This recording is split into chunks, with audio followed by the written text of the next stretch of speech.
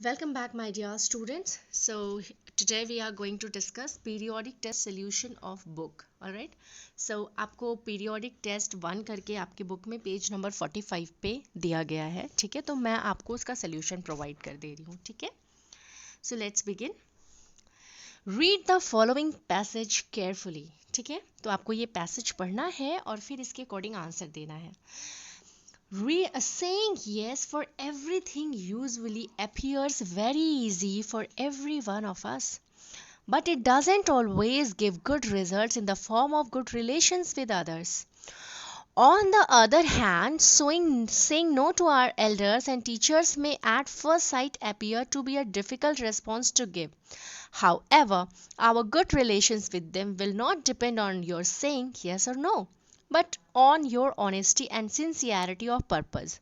So learn to say yes or no as per the demand of the situation to maintain permanent good relations with them. So children, जब आपको कभी passage पढ़ के answer देना होता है ना, तो पहले आपको पैसेज को एक बार अच्छे से ऐसे ही पढ़ लेना चाहिए, थॉरो रीडिंग करनी चाहिए, and then you have to understand the meaning. Like क्या लिखा है, सेइंग येस मीन्स कहना yes for everything.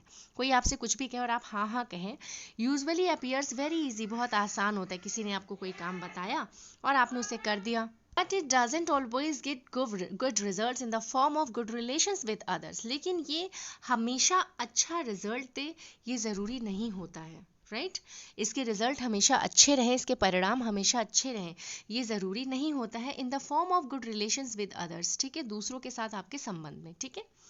On the other hand, दूसरी तरफ, saying no to our elders, अगर हम अपने बड़ों को नो कहते हैं, एंड टीचर्स, और हमारे टीचर्स को नो कहते हैं, may at first appear to be difficult response to give, ये हो सकता है कि ये कठिन रिस्पॉन्स हो जो हम ना दे पाएं, ठीक है। How ever, your good relation with them will not depend on your saying yes और नो, हालांकि जो आपका संबंध है उनके साथ, वो हाँ और ना कहने पर नहीं डिपेंड करता है।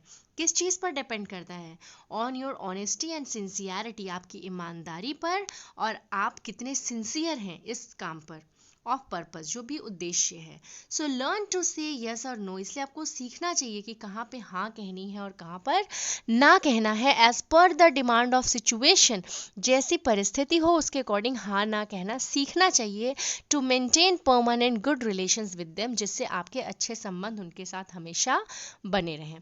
तो बच्चों क्या करना है, अब आपको ये पढ़ना है और पढ़ के आपको बताना है कि कौन सा सही है और कौन सा गलत है। Saying yes is very easy for every one of us, नहीं, सबके लिए आसान नहीं होता, तो दिस इज क्रॉस, इसे हम क्रॉस कर देंगे। Saying no to our elders and teachers is very easy, नहीं, बहुत डिफिकल्ट होता है, क्योंकि हम अपने से बड़ों को ना नहीं कह सकते। Our good relations with our teachers and elders do not depend on our saying yes or no to them for something. It depends on our honesty and sincerity of purpose. Yes, this is true. Now, saying no is easier than yes because it takes less time. So this is also incorrect. Okay? Now, we should learn to say yes or no as per the demand of situation to maintain permanent good relations with people. Yes, true. So children, now I'm moving to the next slide. Read the passage once again quickly to find out the words which convey the same meaning. आपने para पढ़ लिया, अब आपको para से ही word आपको ढूंढ के निकालने, जैसे ऑफन का मतलब प्राय होता है, तो यहाँ पे एक वर्ड दिया गया यूजुअली, ठीक है, तो हम इसको यहाँ पे लिख देंगे USUALLY, ठीक है, यूजुअली।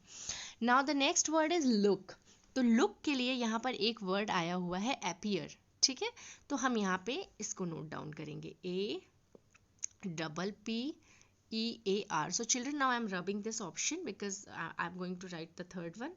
तो थर्ड में बच्चों आपके सामने है एम, ठीक है, तो एम का मतलब होता है रिजल्ट्स, तो यहाँ पे आपने रिजल्ट्स पढ़ा था ना, तो यहाँ पर हम क्या नोट डाउन करेंगे, रिजल्ट्स, RESULTS, रिजल्ट्स, ठीक है, ओके।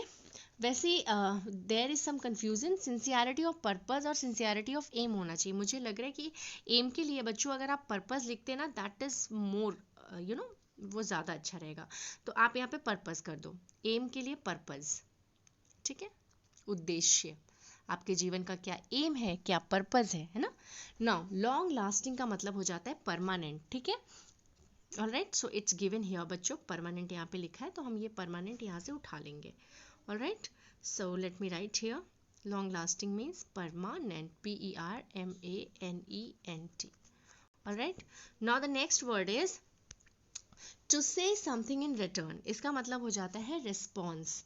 तो रिस्पॉन्स भी आपके पैरा में दिया हुआ है, ठीक है, तो आप वहां से देख के लिख सकते हैं या फिर आप यहाँ से लिख सकते हैं. Alright, now moving to the next slide children, read the following sentence and identify. This is exercise number E.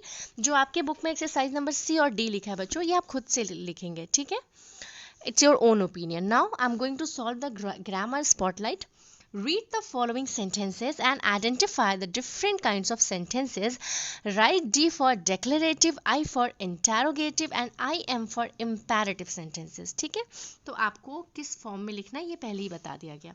Now who is your new school principal? So this is interrogative sentence. So interrogative sentence के लिए आपको क्या लिखना है बच्चों, आपको I लिखना है ना, I for interrogative.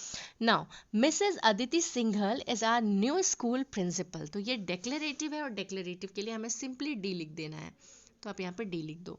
Now always speak politely, verb से स्टार्ट हो रहा है, इम्पेरेटिव सेंटेंस है, ठीक है, this is imperative sentence. Now never hide anything from your parents, again no subject is there, it's again imperative sentence. Now what game do you like the most, this is interrogative और interrogative के लिए हम सिर्फ I लिखेंगे. Now give examples of different kinds of sentences. ये हमने different kinds of sentences यहाँ पढ़ लिया और हमें सबका क्या करना है कि 5 सेंटेंसेज बनाना है. तो shut the door when you leave, ये इम्पेरेटिव है, ठीक है, वर्ब से स्टार्ट हो रहा है.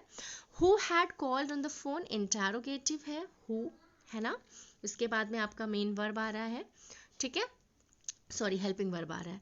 Now mister Dikshit rides a large motor bike, declarative है, स्टेटमेंट सेंटेंस है. Jyotsna has fallen down, declarative sentence है. Why did the children shout, interrogative. बेटा आप खुद के अपने सेंटेंसेस बना सकते हैं, these for examples only. Now the next is write the collective nouns for the following words. जो वर्ड्स आपको दिए गए हैं ना, इसको आपको क्या बनाना है, कलेक्टिव नाउन्स बताना है. तो जो पेन, पेपर, पेंसिल, इरेजर का ग्रुप होता है, इसको हम लोग स्टेशनरी कहते हैं. क्या कहते हैं, stationery. A collection of flowers, bouquet कहते हैं, BOUQUET. Table, chair, sofa, bed, इसको फर्नीचर कहते हैं. और a collection of musician playing different kinds of musical instruments, उसको हम ऑर्केस्ट्रा या बैंड कहते हैं. Now the next question is write 3 sentences in the space provided using different degrees of adjectives. So Shaina is very intelligent girl. देखो बच्चों, जो first degree होती है ना, जिसको हम लोग कहते हैं पॉजिटिव डिग्री, इंटेलिजेंट, है ना, इसमें मच, मोर या फिर प्रिटी, प्रिटियर, प्रिटीएस्ट, इस तरह के वर्ड का यूज़ नहीं किया है. कंपैरेटिव में मोर का यूज़ हो जाता है, या फिर जो आपका वर्ड होता है ना, वो सेलेबल के अकॉर्डिंग, जैसे भी छोटा वर्ड मैं ले लूँ, वाइट, है ना, एक मैं एग्जाम्पल के थ्रू आपको समझा रही हूँ बच्चों.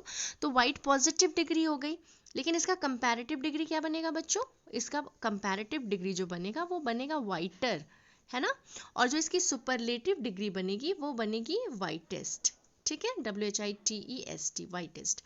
एक तरीका तो ये होता है, और दूसरा क्या होता है कि जिनमें ज़्यादा सेलेबल होते हैं ना, उनमें हम मोर या मोस्ट का यूज़ करते हैं. तो जैसे टैलेंटेड है, टैलेंटेड, है ना, कई सेलेबल यूज़ हैं, तो हमने यहाँ पर मोर लगा दिया, है ना. तो ये आपका कंपैरेटिव हो गया. क्यों, क्योंकि यहाँ पर मोयरा की क्रिस से कंपैरिजन हो रहा है. Now this is a silliest. Silliest का मतलब हो जाता है कि जब आपका एक मतलब कई सारे लोगों से कंपैरिजन हो जाए, है ना. सुपरलेटिव, जहाँ पर द लगता है. सुपरलेटिव में क्या होता है बच्चों, जैसे आपने द यहाँ वाइटेस्ट लिखा ना, तो आपको द लगाना रहेगा, द वाइटेस्ट, है ना, द सिलिएस्ट. इसके आगे हम आर्टिकल द का यूज़ करते हैं. बाकी आपने देखा कि पॉजिटिव डिग्री जो होती है उसमें आपका अकॉर्डिंग टू नाउन आप आर्टिकल यूज़ करते हो, दैट इज़ AN, है ना. सेकंड में आपका कंपैरिजन होता है, जैसे कि वाइटर हो गया या मोर टैलेंटेड, ऐसा. और जो थर्ड वन होता है उसमें हम द, यानी जो सुपरलेटिव डिग्री होती है उसमें हम हमारा जो भी एडजेक्टिव होता है उसके आगे जो है ये द यूज़ होता है. Like she is the best girl, है ना, तो द यूज़ करेंगे बेस्ट के पहले, ठीक है. Now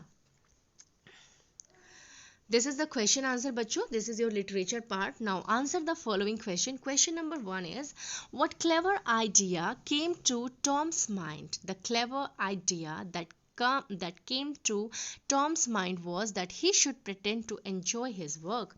Question number 2, what qualities of Voloda have been highlighted by the narrator? So the option is, the narrator highlighted the large heartedness of Voloda. The next question, do you think that friends are important for us? Why? Why not? Yes, friends are important for us because they share the joys and sorrows of our lives and help us to become better persons by sharing each other's good qualities. Now, question number 4, what test does Pandit Nehru recommend to find out what is right and what is wrong in front of um, right, what is wrong in the event of any doubt? So the answer is, Pandit Nehru tells Indira to decide what is right and wrong by never doing anything in secret or anything that she may wish to hide. Last question is, what is the main quality of great leaders according to Nehru? So the answer is, according to Nehru, great leaders must love and the quality of drawing out and inspiring a large number of people to work for a great cause. So children, I have solved this sample paper which is given in your book. So I think it will help you. Bye children, take care.